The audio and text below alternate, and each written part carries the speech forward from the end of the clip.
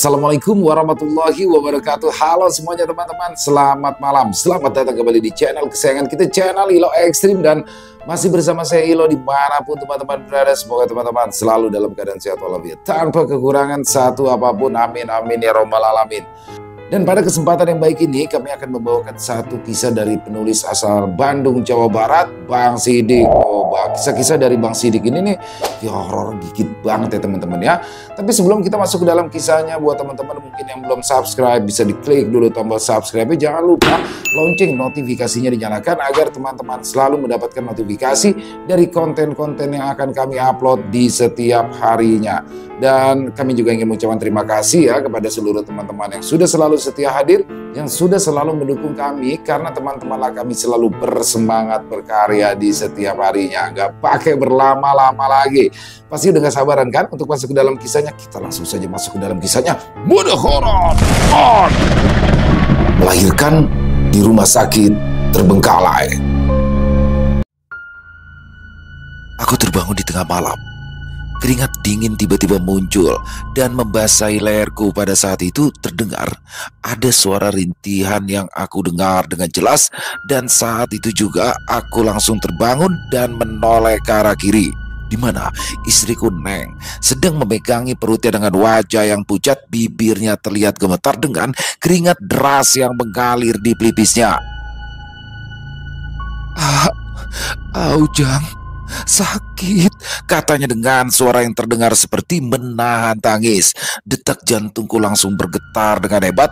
Aku tahu ini mungkin saatnya bayi pertamaku lahir. Seorang bayi yang sudah aku nantikan selama 9 bulan ini kini mulai bergerak dan memberontak agar segera keluar dari perut ibunya. Aku langsung terbangun, berlari dari kasur ke arah lemari. Lalu aku mengambil sebuah tas besar yang berisikan baju-baju bayi dan keperluan melahirkan yang memang sudah aku siapkan. Dengan sedikit tergesa-gesa, aku langsung membantu istriku untuk turun dari kasurnya. Dan tak lama kemudian, aku menyuruhnya duduk di tengah rumah sambil aku mengeluarkan sepeda motorku. "Ayo Neng, kita berangkat," kataku sambil membuka pintu rumah. Tidak ada keluarga ataupun kerabat yang membantuku sekarang karena aku hanya tinggal berdua di tempat ini, sehingga aku langsung mengeluarkan sepeda motorku dan menyalakannya dengan harapan masih ada klinik ataupun bidan yang masih buka di tengah malam seperti ini. Aku keluar bersama dengan istriku yang duduk di belakang. Aku tidak bisa memacu motorku dengan kecepatan penuh karena khawatir akan keadaan istri dan bayiku. Tidak ada bidan ataupun klinik bersalin di sekitaran sini, sehingga aku harus ke klinik umum yang ada di desa sebelah. Meskipun itu bukan klinik yang besar, namun mungkin saja mereka bisa membantu proses melahirkan istriku pada malam ini. "Sabar ya Neng, kita akan ke klinik," kataku yang mencoba menenangkannya. Aku memacu motor tuaku secara perlahan-lahan di atas jalan berbatu. Beberapa kali aku berhenti dan memastikan istriku memegang pinggangku dengan erat. Perjalanan ini terasa panjang. Ban motorku sempat terpeleset beberapa kali karena lumpur yang licin, jalanan yang basah. Akibat hujan yang terjadi tadi sore membuat jalanan tampak lebih buruk. Namun dengan kehati-hatian yang penuh, aku akhirnya sampai ke sebuah klinik kecil dengan lampu yang berkedip-kedip di depan bangunannya. Klinik itu nampak tutup, namun aku tidak serta-merta menyerah karena tepat di belakang klinik itu ada seseorang yang nampak tertidur dengan tikar yang digelar di atas lantai. Kang, bisa tolong bantu untuk nyusulin pegawai klinik gak? Penting banget, istri saya ingin melahirkan," kataku dengan nada yang panik. Penjaga itu terbangun dari tidurnya dan ia menjadi panik ketika melihatku sedang menuntun istriku yang masih kesakitan. Pada awalnya dia berkata kalau klinik ini sebenarnya sudah tutup dari jam 10 malam, tapi karena ini mendadak, ia bersedia membantu untuk menyusul para petugas klinik yang letaknya tak jauh dari klinik tersebut. Dia juga berkata untuk kami agar duduk dulu dan menunggu sebentar, lalu tak lama ia langsung berlari meninggalkan kami berdua. Aku hanya bisa mengangguk dan mengajak istriku duduk. Dengan wajahnya yang nampak pucat, istriku hanya memegangi perutnya dan meringis kesakitan. Pegangan tangannya semakin kuat ketika ia menahan perutnya dan entah mengapa 10 menit berlalu belum juga ada tanda-tanda dari penjaga klinik yang kini menghilang entah kemana. 15 menit kemudian dia pun kembali datang, namun dia datang dengan tergesa-gesa, bahkan dia langsung meminta maaf ketika ia datang kepadaku. Dia berkata bahwa para petugas di klinik ini sekarang sedang di kampung sebelah karena ada yang melahirkan juga sehingga mereka tidak ada di rumah. Aku mendadak lemas. Aku tidak tahu harus bagaimana lagi karena ini adalah klinik satu-satunya di tempat ini. Sambil menatap istriku yang sedang kesakitan, aku langsung bertanya kepada penjaga itu, kira-kira adakah klinik atau tempat bersalin yang bisa aku datangi pada malam ini. Namun penjaga itu berkata bahwa kebanyakan klinik-klinik ini tidak akan buka hingga tengah malam, sehingga dia lebih menyarankan untuk langsung saja mendatangi rumah sakit yang ada di kota. Aku sempat terdiam mendengar hal itu karena jarak dari tempatku sekarang ke rumah sakit itu sekitar 1 jam perjalanan. Aku juga sedikit lupa dengan lokasinya karena sudah hampir beberapa tahun aku tidak ke sana. Terakhir kali aku datang ke rumah sakit itu ketika mengantar nenekku yang akan operasi sebelum dia meninggal dunia. Aku tadinya ingin mengambil opsi lain, mencari tahu rumah-rumah bidan yang dia kenal dan bisa dibangunkan mendadak malam-malam. Namun istriku seketika berkata, "Ah, sudah, kita ke rumah sakit aja. Kalau bingung masalah biaya dan takut mahal, kalung sama gelang Neng dijual aja ya," katanya sambil meringis kesakitan. Aku hanya mengangguk ketika istriku berkata seperti itu, dan tak lama kemudian aku mulai membawa istriku kembali ke atas motor dengan dibantu oleh penjaga klinik dan mulai meninggalkan tempat tersebut. Aku memacu sepeda motorku dengan sedikit cepat. Jalanan yang licin akibat hujan membuatku kesulitan, apalagi istriku nampak tidak kuat dengan perutnya yang besar. Suara deru mesin bercampur dengan genangan air di jalanan kini mulai membasahi motorku. Kabut yang turun dan menyelimuti sepanjang jalan membuatku selalu waspada atas apa yang ada di depanku pada saat itu. Neng meringis kesakitan di belakang. Nafasnya terdengar semakin berat, dan semakin dia meringis, aku bisa merasakan tangannya mencengkram pinggangku dengan lebih erat. "Tahan ya Neng, sebentar lagi kita sampai," kataku dengan nada menenangkan. Aku tahu itu hanyalah sebuah kata yang mungkin saja bisa membuat dia tenang, padahal jarak yang aku tempuh jauh dari kata sebentar, sehingga aku terus memacu sepeda motorku di tengah malam dengan harapan agar cepat sampai. Beberapa kali roda belakang motor selip, bahkan hampir terjatuh ketika ban motor itu menyentuh genangan yang tak terlihat di dalam kegelapan. Aku yang awalnya sedikit memacu motorku agar cepat sampai, kini mulai memperlahan laju. Aku takut apabila ada kesalahan kecil dariku akan berakibat fatal terhadap bayi yang sedang dikandung oleh istriku. Waktu terus bergerak.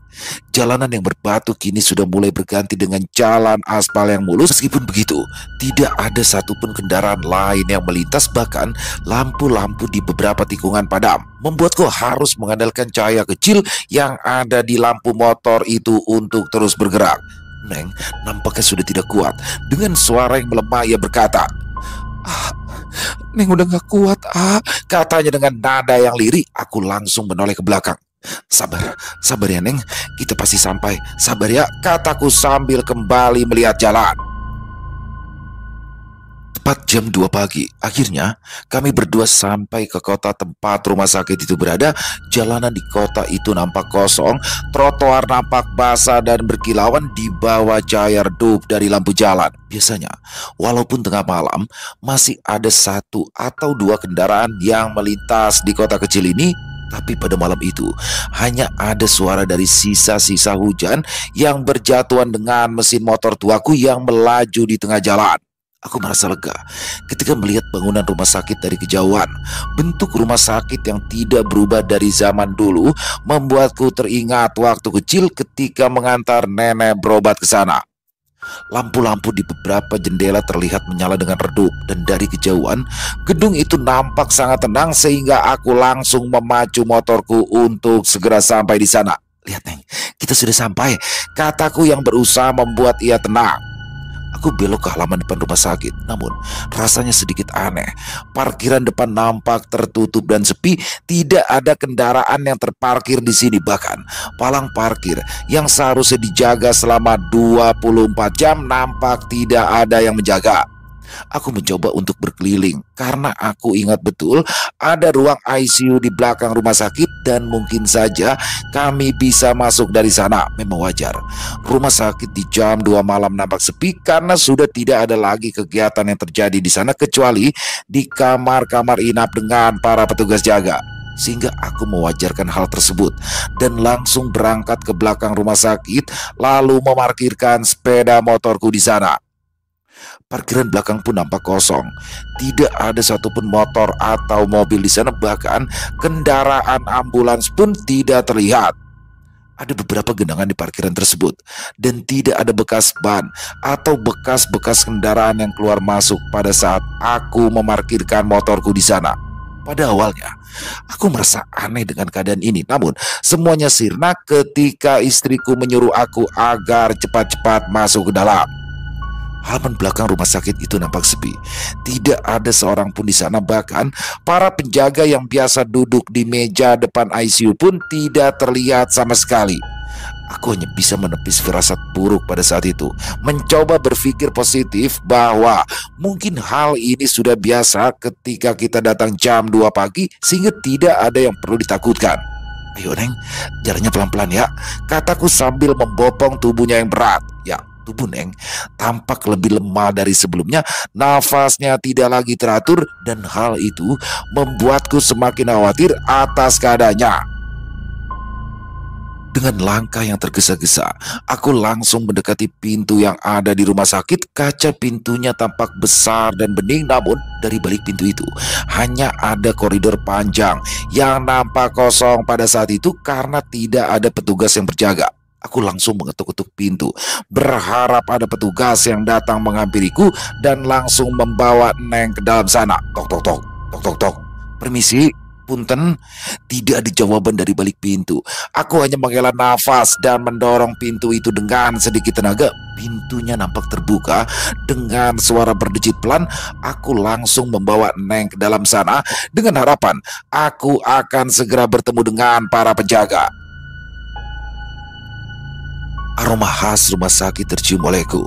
Bau obat-obatan yang khas dan udara dingin langsung menyambutku ketika aku masuk. Tapi aneh, tempat ini nampak terlalu tenang, bahkan terlalu bersih, seperti tidak ada aktivitas manusia di dalam sini sekarang. Aku menengok ke kiri dan ke kanan, berharap ada seseorang yang bisa membantuku. Pada saat itu kulihat beberapa meja yang seharusnya diisi oleh para pegawai nampak kosong. Yang ada hanya lorong panjang yang ujungnya nampak lengang. Dan yang aku lihat hanyalah lampu neon yang menyala redup di sepanjang lorong. Neng, sebentar ya, akang cari orang dulu, kataku sambil membuatnya duduk secara perlahan di kursi tunggu yang ada di dekatku. Neng tidak menjawab ucapanku. Dia hanya bisa menganggukkan kepala dengan kedua mata yang setengah terpejam. Aku bisa melihat keringat dingin yang membasahi wajahnya. Namun waktuku tidak banyak sekarang. Jujur, aku kebingungan sekarang.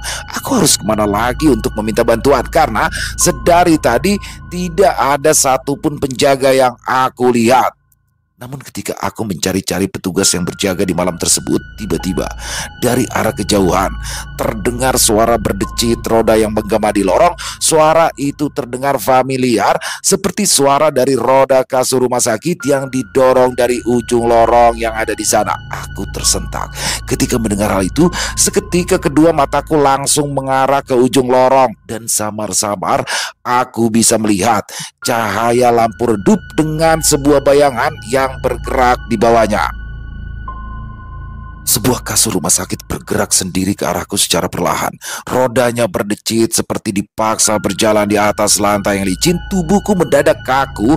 Rasanya aneh melihat kasur itu bergerak sendiri ke arahku. Namun aku langsung menggosokkan kedua mataku. Aku berharap bahwa itu adalah halusinasi karena tubuhku yang lelah dan mengantuk pada saat itu.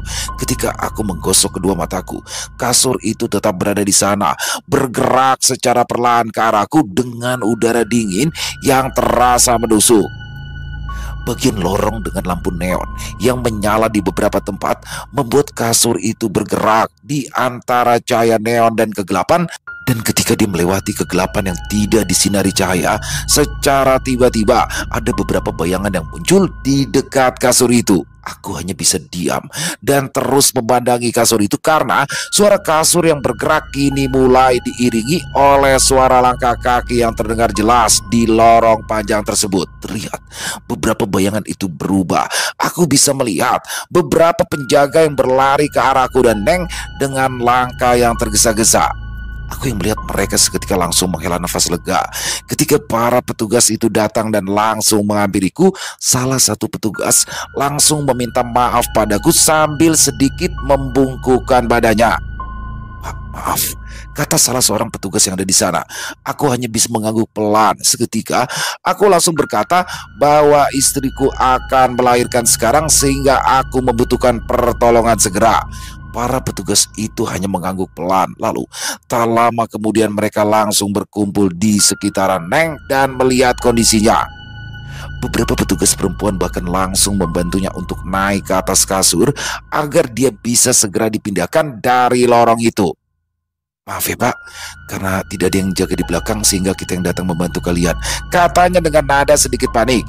Aku kembali mengangguk, mesti kepalaku dipenuhi dengan tanda tanya. Bagaimana mungkin rumah sakit sebesar ini tidak memiliki seorang penjaga malam?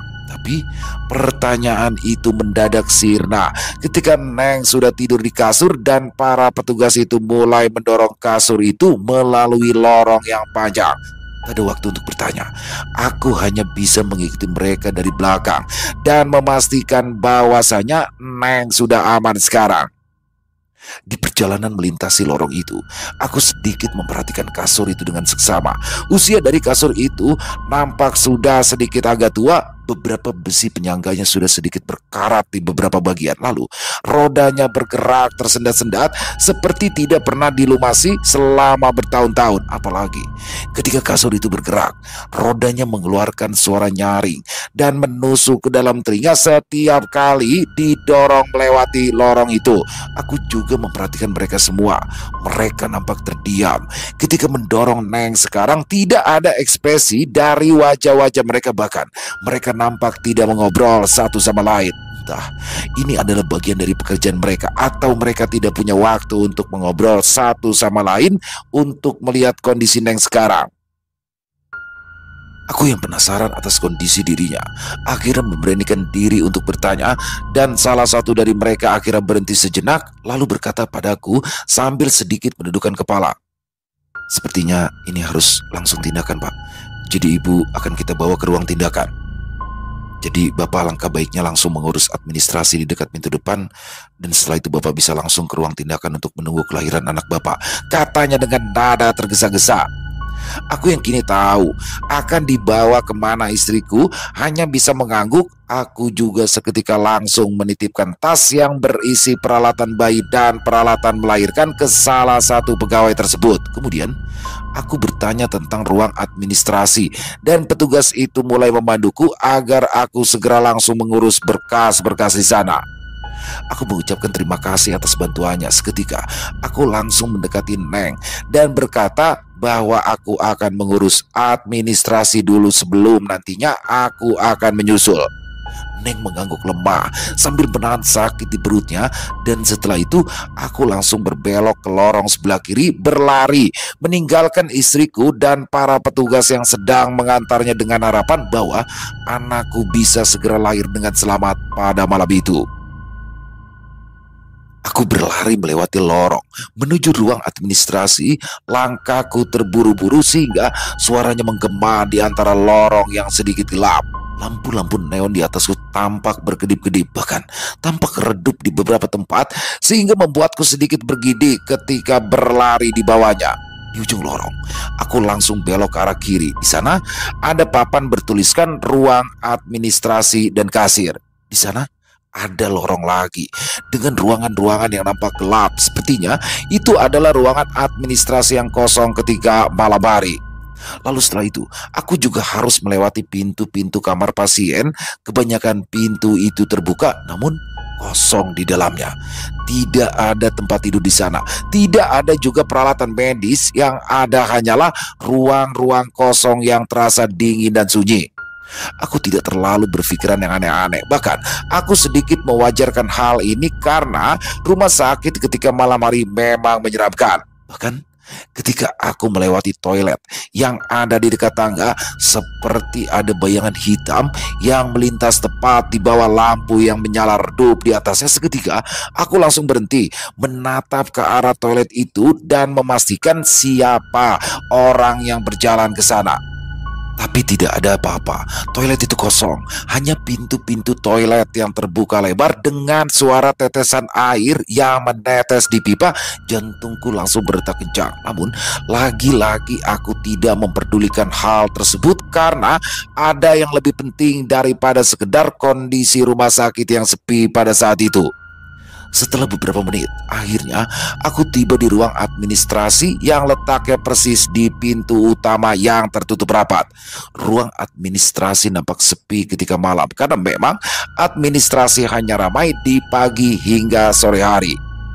Aku melewati beberapa kursi panjang, tempat para pasien menunggu untuk mendaftar dan membayar tagihan di sana. Di sana pula, aku melihat ada beberapa orang yang nampak tertidur, ada pula yang nampak duduk dari kejauhan. Kondisi ruang administrasi itu nampak sedikit gelap. Hanya beberapa lampu yang menyala, yaitu ruang administrasi dan kasir yang kosong karena tidak ada orang. Aku langsung berjalan menuju ke arah meja administrasi. Di sana ada seseorang yang duduk dengan pakaian petugas rumah sakit berwarna putih yang nampak kusam. Di sekitaran meja itu nampak kosong. Tidak ada tumpukan berkas, tidak ada komputer yang menyala.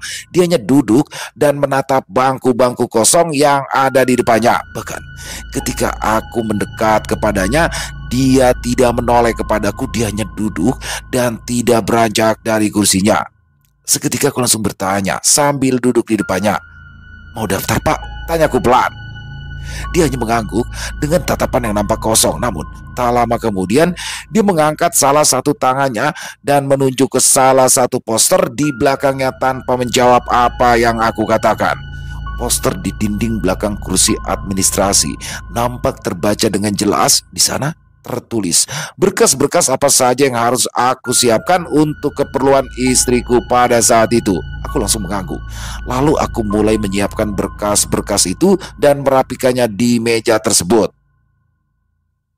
Aku sempat menoleh ke arah ruang tunggu yang ada di belakangku. Pada awalnya, ruangan itu hanya ada beberapa orang yang tertidur dan duduk di kursi pojok. Entah mengapa, kini nampak sedikit ramai. Apalagi ketika aku menyerahkan berkas ke petugas itu dan melirik lagi ke ruang tunggu, aku melihat lebih banyak orang yang duduk di sana. Entah mengapa, banyaknya orang yang duduk di sana mendadak membuatku merinding karena beberapa dari mereka tampak pucat dengan wajah mereka yang kosong dengan tatapan yang sama seperti petugas administrasi di depanku. Ada seorang pria muda yang duduk di kursi dengan wajah yang penuh luka dan beban yang melilit di kepalanya. Tangannya nampak kaku dan seperti tidak bisa digerakkan. Di sebelahnya ada seorang wanita tua yang duduk sambil menunduk. Matanya terlihat melotot ke lantai tanpa berkedip sedikit pun. Ketika aku ingin mengalingkan wajah, tepat di sudut mataku, aku melihat ada seseorang dengan seragam kerja yang kotor sedang duduk sambil menatap meja kasir yang kosong. Sepertinya dia baru saja selamat dari kecelakaan karena seragamnya sobek di beberapa bagian, bahkan ada berkas darah yang mengering di dadanya. Dia duduk dengan tegak, wajahnya datar dan nampak tidak ada emosi di dalamnya. Tak jauh darinya ada seorang ibu muda yang memeluk bayi kecil di dalam pelukannya sambil menangis. Tidak ada suara yang keluar dari bayi tersebut dan hanya sang ibu yang meneteskan air mata sambil terus menggendong sang bayi. Aku hanya mengabaikan pemandangan itu dan kembali fokus kepada petugas administrasi. Berkas-berkas yang sudah aku siapkan langsung aku berikan padanya, dan tanpa berkata apa-apa, dia langsung mengangguk pelan dengan ekspresi datar sambil menerima berkas itu. Aku duduk dan menunggu berkas yang diproses olehnya karena biasanya petugas itu akan menyodorkan beberapa lembar kertas untuk aku tanda tangani. Namun, petugas itu tidak melakukan apa-apa. Bahkan, dia hanya mengangkat tangan dan berkata secara perlahan, "Bapak bisa langsung ke ruang tindakan," katanya dengan nada yang datar. Apa yang dia katakan membuatku bingung. Dan setelah melihatku yang kebingungan, dia kembali mengulangi perkataannya yang menyuruhku agar segera pergi ke ruang tindakan. Aku hanya bisa mengangguk pelan. Lalu, tak lama kemudian aku langsung berdiri dan mengucapkan terima kasih kepadanya. Namun, tepat ketika aku berdiri dan memalingkan tubuhku agar berjalan kembali ke ruang tindakan, tiba-tiba saja ruang administrasi itu sepi kembali. Yang ada di sana hanya ada aku, petugas administrasi, dan beberapa orang yang tidur dan duduk di ujung ruangan. Semua orang yang tadi aku lihat sekilas kini mendadak menghilang begitu saja. Ruangan yang tadinya ramai kini mendadak hening dan kondisi sama seperti saat aku datang ke ruangan ini. "Pak," petugas administrasi itu kembali berkata padaku dengan nada yang datar. Aku yang kebingungan sekaligus ketakutan atas apa yang terjadi seketika langsung melirik kembali ke ruang administrasi itu. "Silakan langsung ke ruang tindakan saja, Pak," katanya pelan. Aku tidak berkata apa-apa lagi. Aku hanya mengangguk dengan pelan lalu berjalan keluar dari ruangan tersebut. Perasaan aneh atas apa yang aku lihat seketika menyeruak ke dalam tubuhku, dan di sana aku berusaha menenangkan diriku bahwa mungkin saja itu hanya halusinasi karena kondisi tubuhku yang lelah pada saat ini. Namun, semua perasaan itu mendadak hilang karena tepat ketika aku keluar dari ruang administrasi itu, tiba-tiba saja, jadi terang benderang begini ya? Batinku dengan nada yang heran. Lorong yang sedikit gelap yang sudah aku lewati itu kini mendadak terang benderang. Lampu-lampu neon di langit-langit menyala dengan sempurna. Bahkan tidak ada titik gelap yang ada di sudut lorong. Semuanya terang sehingga aku bisa melihat semuanya. Bukan hanya itu saja, rumah sakit yang pada awalnya sepi kini mendadak ramai. Aku melihat banyak orang yang berlalu lalang di lorong yang tadi aku lewati sebelum ke ruang administrasi. Ada seorang perawat yang sedang mendorong kursi roda. Ada seorang dokter yang berjalan cepat ke salah satu ruangan sambil menenteng berkas. Dan ada juga beberapa pasien yang berdiri di dekat pintu kamar pasien yang ada di ujung lorong. Namun, dari apa yang aku lihat, mereka nampak sama. Wajah-wajah mereka tampak kosong. Tidak ada senyum, tidak ada komunikasi di antara mereka. Mereka seperti bergerak begitu saja di bawah lampu neon yang menyala terang. Seperti ada yang salah dengan rumah sakit ini. Tapi aku tidak bisa memikirkan keanehan ini terlalu dalam. Kekhawatiran akan kondisi istriku dan bayiku lebih penting daripada semua ini. Sehingga aku hanya berjalan melewati mereka, berusaha membaur dengan mereka sambil menahan sebuah perasaan aneh yang muncul ketika melewati mereka semua. Aku sempat memandangi kamar-kamar pasien yang tadi gelap dan kosong. Kini lampu-lampu menyala terang di dalamnya. Bahkan di beberapa kamar aku melihat beberapa pasien yang terbaring di tempat tidur. Pandangan mereka tetap sama. Mereka terbaring dengan pandangan lurus ke atas tanpa berkedip sedikit pun. Aku juga sempat melihat seorang wanita tua yang duduk di kursi roda. Dia hanya duduk dan menghadap tembok kosong dengan tubuhnya yang duduk seperti patung. Semakin lama aku berjalan, suasana di rumah sakit semakin aneh. Ruangan administrasi yang tadi gelap kini penuh dengan aktivitas. Banyak orang yang mengurus berkas-berkas di meja administrasi. Ada yang menyerahkan dokumen, ada juga yang berbicara dengan petugas. Namun tidak ada suara apapun di dalamnya. Semuanya hening. Yang ada hanya sebuah gerakan dari mereka yang tanpa suara di dalamnya. Dan itu membuat suasana di rumah sakit ini tampak semakin aneh. Aku mencoba untuk mengabaikan semuanya dan melanjutkan perjalanan ke ruang tindakan. Mungkin dengan aku mengabaikannya akan membuatnya kembali normal, sama seperti di ruangan administrasi. Aku kembali melangkah, menyusuri lorong yang membawa ke ruang tindakan. Hawa dingin yang tadi aku rasakan kini mulai aku rasakan kembali. Dan kondisi rumah sakit yang awalnya hening kini mulai terdengar suara samar-samar di ujung lorong yang membuatku sedikit tidak nyaman. Tepat Ketika aku berbelok ke lorong terakhir menuju ruang tindakan, langkahku mendadak terhenti. Di sebuah ruangan operasi yang pintunya setengah terbuka, muncul seseorang yang duduk di kursi roda. Dia keluar diantar oleh dua petugas yang mendorong kursinya dan melewatiku pada saat itu. Orang yang duduk di kursi roda itu adalah seorang pria yang mungkin berusia 50 tahunan dengan wajah yang pucat dan tubuhnya terlihat rapuh. Salah satu tangannya nampak sedang memegangi lehernya yang memerah. Sepertinya dia baru saja mengalami luka yang parah sehingga harus masuk ke ruang operasi. Aku hanya memperlambat langkahku dan mengangguk pelan ketika mereka melewatiku pada saat itu. Namun, saat mereka melewatiku, aku mendengar sesuatu. Salah satu petugas itu berkata dengan nada yang tenang, seperti mencoba meyakinkan pria itu atas keluhan yang dialaminya. "Tenang saja, Pak. Nanti kita sambungkan lagi. Leher Bapak yang hampir putus itu." Sontak, hal itu membuat langkahku terhenti. Kata-kata itu langsung menggema di kepalaku dan seketika tubuhku mendadak kaku dan tidak bisa bergerak. Sambungkan lagi, pikirku. Rasa ingin tahu yang bercampur dengan rasa takut kini membuatku berbalik seketika.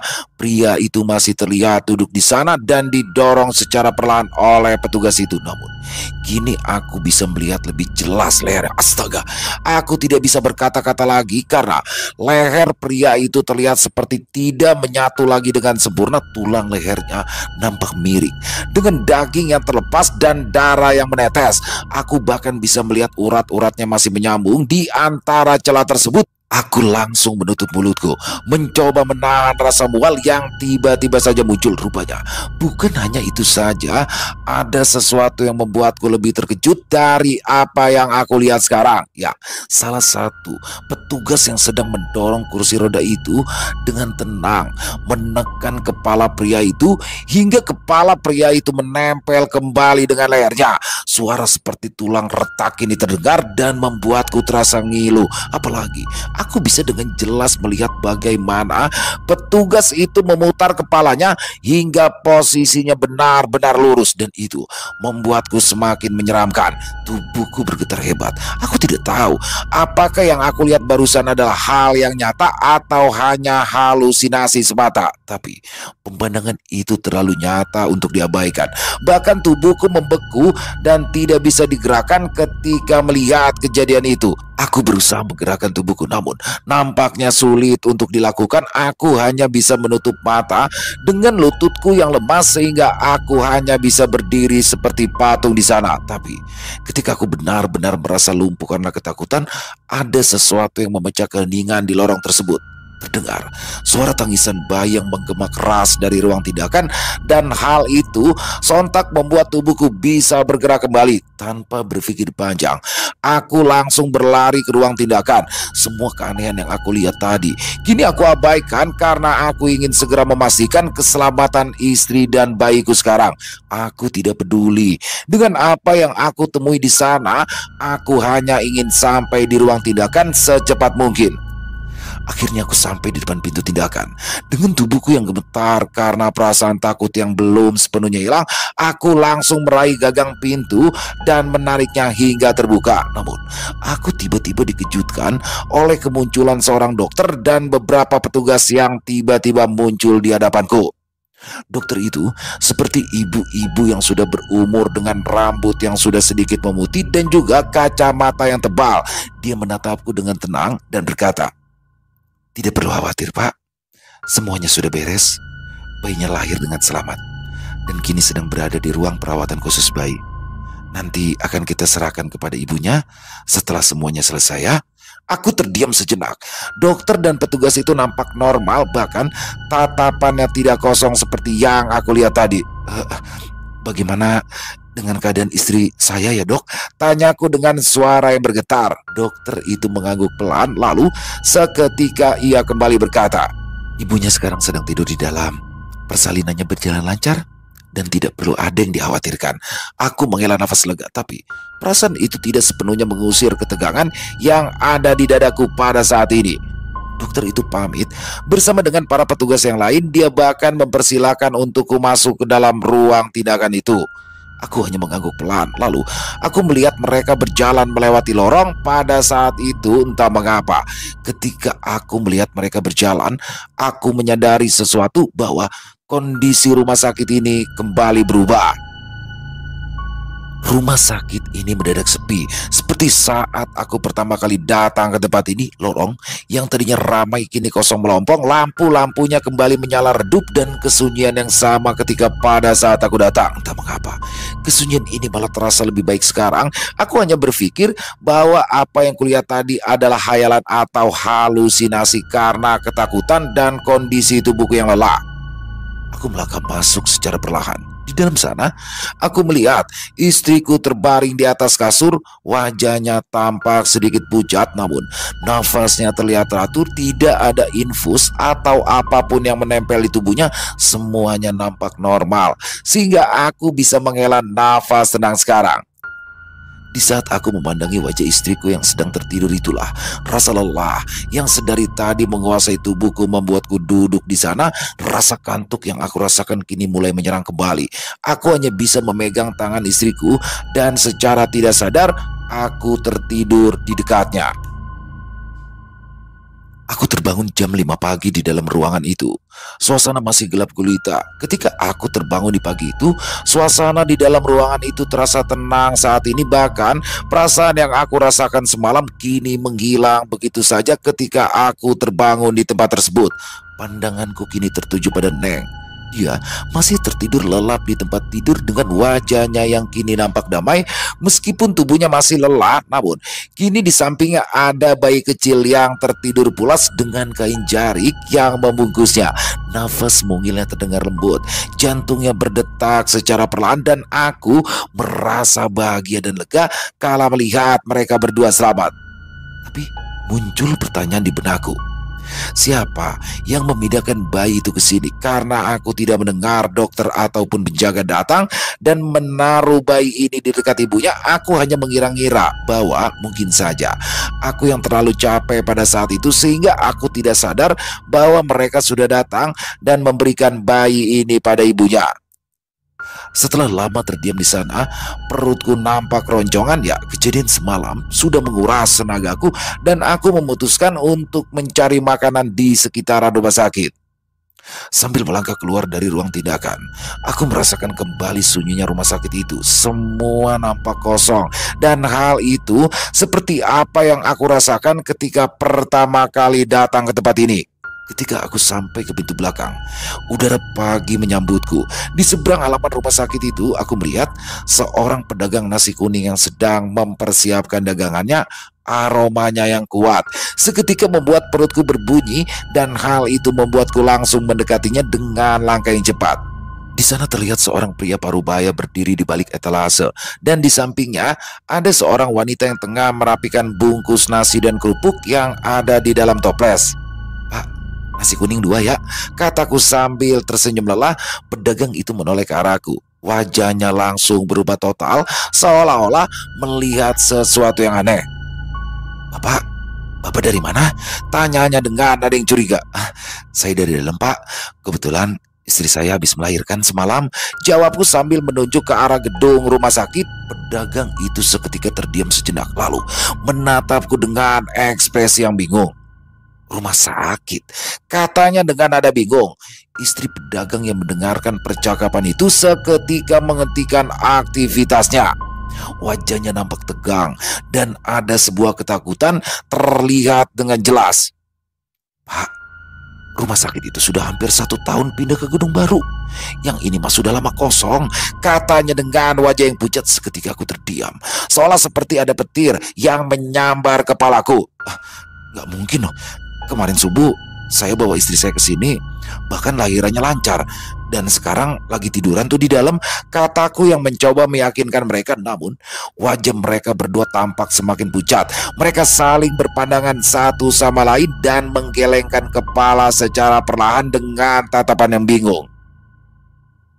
Istrinya kembali berkata padaku. Bahkan kali ini aku bisa dengan jelas melihat wajahnya yang benar-benar pucat dan ketakutan. "Pak, saya teh sama suami saya setiap pagi jualan di sini. Dan rumah sakit ini sudah benar-benar kosong. Kalau misalkan Bapak nggak percaya, ayo kita masuk ke dalam sekarang.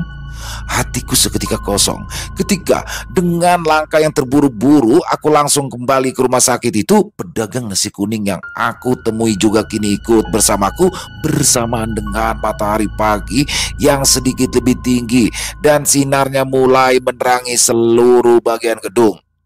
Ketika ku sampai di lorong rumah sakit, pemandangan yang kusaksikan membuat lututku lemas. Lorong-lorong yang tadi malam terasa hidup, kini seperti terlihat bangunan tua yang telah lama ditinggalkan. Dinding-dindingnya berlumut, catnya yang mengelupas dan menggantung seperti kulit yang mati. Beberapa plafonnya bolong dan rangka-rangka besi terlihat sudah berkarat di sana. Bau pengap seketika menyengat dan bau itu tercampur dengan aroma kayu lapuk dan berdebu. Kursi-kursi di ruang tunggu kini terlihat penuh dan berdebu, bahkan beberapa di antaranya patah dengan jaring laba-laba yang ada di sudut ruangan. Hal itu membuat suasana semakin suram, apalagi lampu-lampu neon yang tadinya menyala kini padam, bahkan beberapa sudah pecah dan pecahan kacanya berjatuhan di lantai. Bapak lihat sendiri kan, Pak, kata pedagang itu sambil berdiri di belakangku. Aku hanya menggelengkan kepala sambil berjalan ke ruang tindakan. Dan ketika aku masuk, tubuhku langsung merinding. Istriku masih tertidur pulas di sana bersama dengan bayiku yang ada di dekatnya. Namun tempat tidur yang ada di dalam sana terlihat tua dan berkarat. Spraynya terlihat lusuh dan kotor. Dan hal itu membuatku langsung terduduk lemas dengan detak jantungku yang berdetak kencang. Kejadian yang terjadi semalam tentu saja langsung membuat heboh. Pedagang nasi kuning yang tadi mengantarkanku kini terlihat begitu terguncang, apalagi ketika ia melihat istriku dan bayinya yang masih tertidur di sana. Tanpa banyak berkata-kata, dia menyalakan sepeda motornya dan buru-buru pergi meninggalkan istrinya yang ada bersamaku pada saat itu. Saya akan lapor dulu ke petugas rumah sakit yang baru, katanya sambil berlari. Aku hanya bisa berdiri di sana dengan keadaan bingung.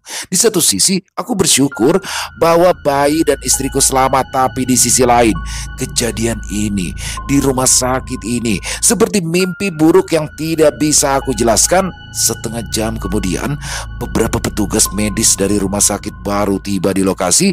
Mereka mendatangiku dengan wajah serius. Wajah-wajah itu mendadak lemas ketika aku menceritakan dengan sangat detail. Rasa tidak percaya mereka terlihat dari wajah-wajah mereka semua. Namun apa yang mereka lihat di depan matanya adalah sebuah kenyataan. Para petugas saling bertukar pandang. Setelah mendengar penjelasanku, salah satu dari mereka tiba-tiba berkata dengan nada yang menenangkan, "Yang penting Bapak bisa tenang. Kita semua sudah memeriksa bayi dan ibunya. Mereka berdua dalam kondisi sehat dan selamat," katanya sambil tersenyum tipis. Mereka kemudian membantuku untuk memindahkan istri dan juga bayiku ke rumah sakit baru agar mendapatkan perawatan yang lebih baik. Istriku terbangun setelah mereka berkumpul, nampak panik atas apa yang terjadi, namun ia segera ditenangkan oleh para petugas. Tak lama kemudian, kita akhirnya meninggalkan rumah sakit tua itu. Istri dan bayiku kini dibawa oleh ambulans dan aku langsung bergegas menuju parkiran belakang. Ketika aku menyalakan sepeda motorku, aku kembali menatap rumah sakit itu. Kaca-kaca yang pecah, dindingnya yang berlumut, dan jendela-jendela bolong membuatnya terlihat seperti bangunan yang telah lama ditinggalkan. Namun, yang membuatku merinding adalah ketika aku keluar dari parkiran, aku menoleh untuk terakhir kalinya ke lorong rumah sakit itu, dan di sana aku bisa melihat bayangan-bayangan samar yang berdiri di sana. Bayangan itu adalah dokter yang aku temui semalam, dan dia adalah sosok makhluk gaib yang membantu istriku melahirkan dengan selamat di dalam rumah sakit yang sudah kosong itu. Selesai. Wow, luar biasa kisah dari Bang Sidik. Oh, saya suka nih, apalagi ini dari POV 1 ya, dan full intens kalau menurut saya. Jadi hanya benar-benar kisah semalam tapi gigit banget, kayak memang ketika diambil dari sudut pandang orang pertama, kisah ini semakin terasa mencekam ya, karena memang langsung yang mengalami itu di situ. Jadi bisa menggambarkan situasinya bagaimana seorang suami istri ya, pasangan muda yang baru menantikan kelahiran anak pertamanya harus berjuang mencari rumah sakit. Pertama dicari klinik karena memang tinggalnya di daerah pelosok pedalaman ya. nyari klinik nggak ada yang buka, akhirnya harus ke kota, jaraknya cukup jauh dengan jalan yang berbatu, sekalinya nemu rumah sakit terbengkalai. Waduh. Tapi bagaimanapun seramnya, si Akang ini tetap setia mendampingi istrinya si Neng, yang mana memang sudah menantikan kelahiran bayi pertama mereka ya. Di situ bener-bener banyak banget keganjilan, tapi alhamdulillahnya semuanya normal, semuanya baik. Bayinya sehat normal, ibunya juga sehat selamat alhamdulillah. Tapi bener-bener ya, ini kisah ini nggak nampilin setannya loh, nggak nampilin sosok hantunya, tapi seremnya dapat banget. Apalagi pas di endingnya, ketika dia mau mesen nasi kuning, nanya, ternyata rumah sakit itu udah nggak ada, udah tidak terpakai ya. Jadi rumah sakit ini udah pindah ke gedung yang baru, sedangkan di rumah sakit itu tidak beroperasional. Dan menurut saya di situ yang paling mendebarkannya ya. Tapi apapun yang terjadi dan siapapun sosok yang membantu proses persalinan itu, yang jelas anak dan ibunya sehat selamat alhamdulillah.